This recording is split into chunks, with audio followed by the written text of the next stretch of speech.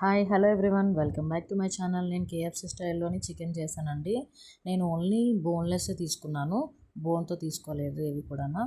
అవి వాటిని సన్నగా కట్ చేసుకొని కొంచెం ఉప్పు కారం, కొంచెం పచ్చికారం ఉప్పు వేసి ఆల్రెడీ ఒక 1 అవర్ పక్కన పెట్టుకున్నానండి.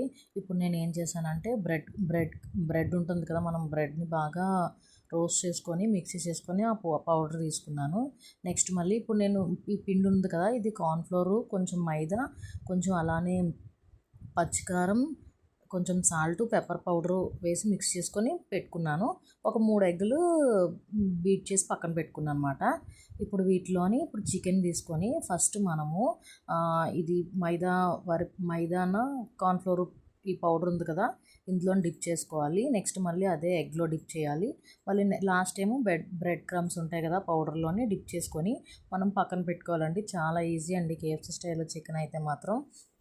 నాకు చేసే వరకు తెలియలేదు చాలా ఈజీ అని చెప్పి.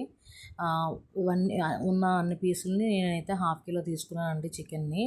ఉన్న అన్ని పీసులని మనం అన్నిటికి అంటించుకొని అదే డిప్ చేసుకుంటూ మనం పక్కన పెట్టుకోవాలి.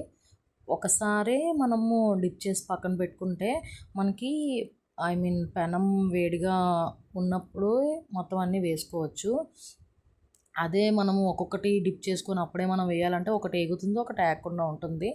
అందుకని ఒకసారి ఒక క్వాంటిటీ అంటూ తీసుకొని మనం డిప్ చేసుకొని పక్కన పెట్టుకుందాము.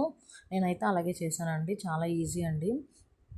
మనం కారం అనేది ఎక్కడ యూస్ చేసుకోవాలంటే ఈ పౌడరు వరిపిండి, కొంచెం మైదా, నెక్స్ట్ మళ్ళీ పచ్చికారం, కొంచెం అల్లం వెల్లుల్లి పేస్ట్ కూడా వేసానండి. సాల్టు, పెప్పర్ పౌడర్ కూడా. ఇందులోనే కారం అనేది ఎక్కువ యాడ్ చేసుకుంటే మనకి కారం అనేది పీస్కి పడుతుంది.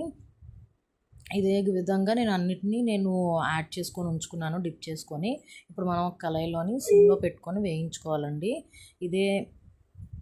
ఇప్పుడు మనం కళాయి వేగింది కదా, నేను అసలు కోడి చిప్స్ చేద్దాం అనుకున్నాను. కాకపోతే చికెన్ అనేది మనకు బ్రెస్ట్ పీస్ దొరికింది, కానీ బ్రెస్ట్ పీస్ కూడా ముక్కలు కొట్టేసింది దొరికింది. అందుకని నేను కోడి చిప్స్ చేయలేదు. ఇలా స్లైసెస్గా చేసుకొని వేసుకున్నాను.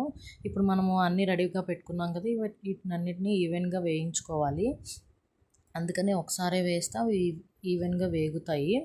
ఇదిగో చూసారా, మనకి ఇలా నూనె బుడగల్లా వచ్చింది అని అంటే మనకి పీస్ వేగిపోయినట్టే. ఇప్పుడు మనం తీసేసుకోవాలి ఆయిల్ అనేది బాగా డ్రైన్ చేసుకోవాలి.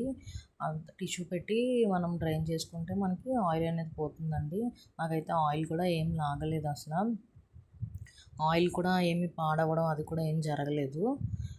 చూసారా, మనకి రెడ్ కలర్లో వచ్చేసరికి తీసుకుంటే, గోల్డెన్ బ్రౌన్ కలర్ వచ్చేసరికి తీసుకుంటే మనకి చికెన్ అనేది రెడీ అయిపోతుందండి.